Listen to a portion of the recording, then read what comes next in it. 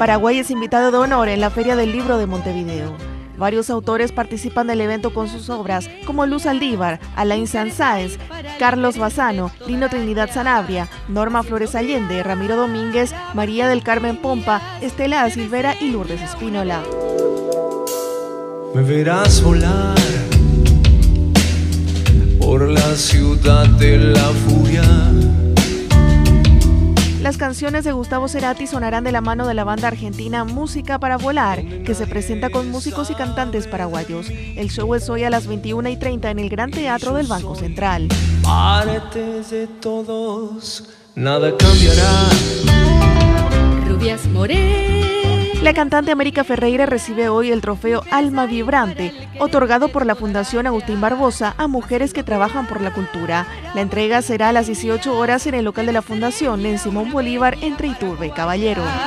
Ser paraguaya lo proclama.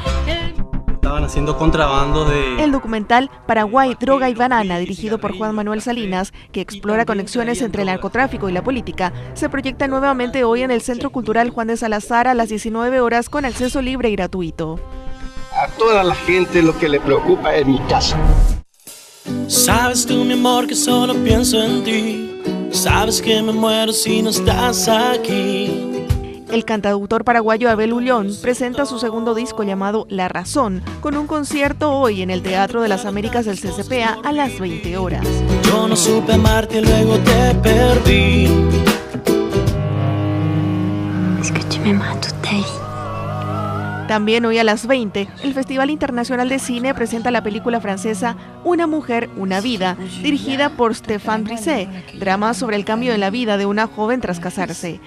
Toda la programación del festival se puede consultar en www.cinefestpy.org. Jeanne, s'il te plaît. Jeanne, s'il te plaît, arrête.